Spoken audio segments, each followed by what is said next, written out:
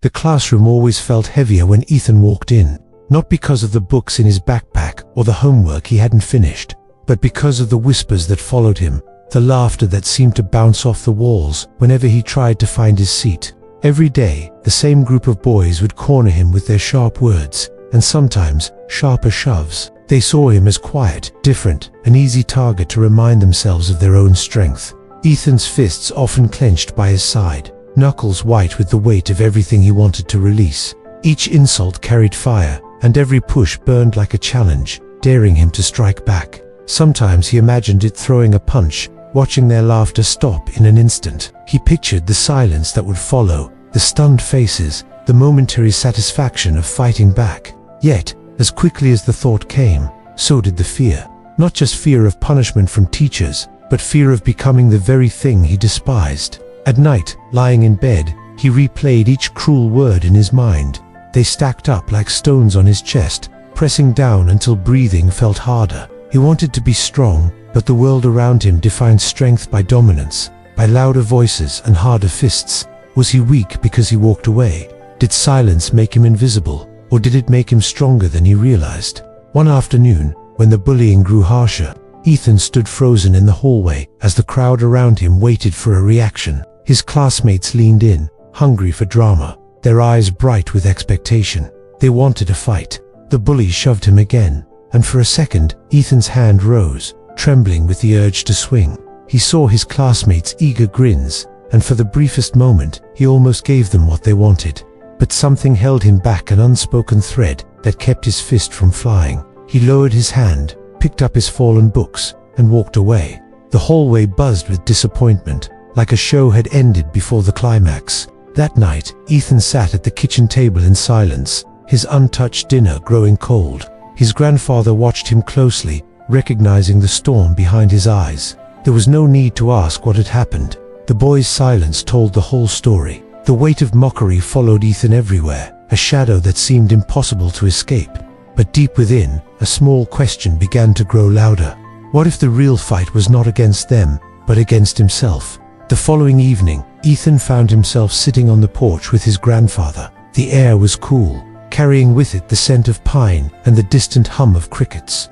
His grandfather leaned back in the old wooden chair, his eyes soft but knowing, as though he had been waiting for this moment. Ethan hesitated, then spoke quietly, almost as if confessing to himself more than to anyone else. He admitted how badly he wanted to fight back, how the laughter of his classmates echoed in his head like an endless drum.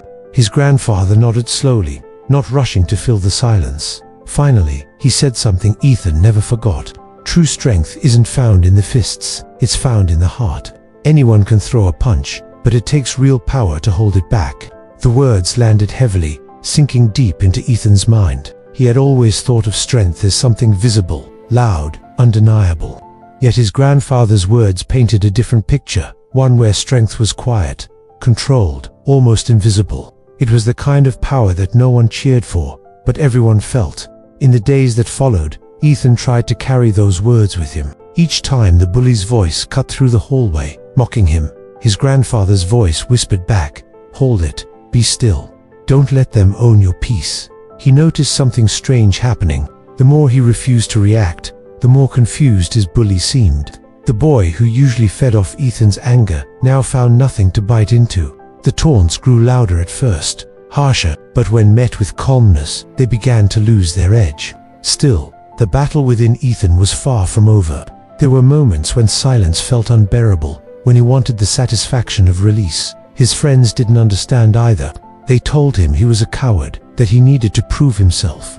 Their words cut deeper than he admitted, making him question if his grandfather's advice was only a shield for weakness.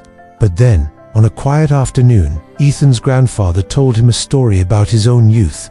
He had once faced a man who mocked him relentlessly, trying to provoke a fight. He had resisted, though every part of him had wanted to strike. And years later, that same man returned to thank him for not humiliating him in anger, for showing a strength he hadn't understood at the time.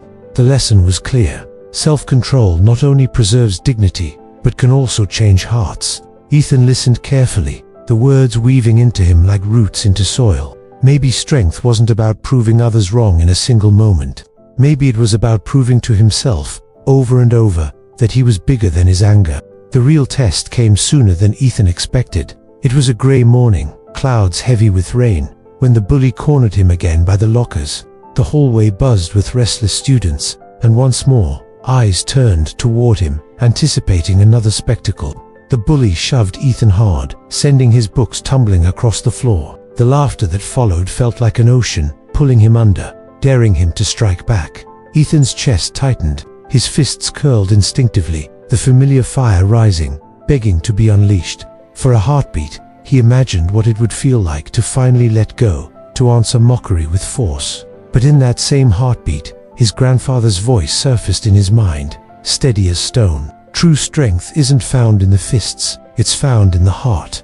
He exhaled slowly, uncurling his fingers. Instead of fighting back, Ethan knelt down, calmly gathering his books one by one. The crowd grew restless, whispers rippling through the hall. The bully, unsettled by Ethan's composure, shoved him again, harder this time. Ethan looked up, meeting his eyes not with rage, but with something stronger, calm. His silence spoke louder than any words. It said, "You cannot control me." For the first time, the bully faltered. His smirk weakened, his hand dropped slightly, and the laughter around them faded into confusion.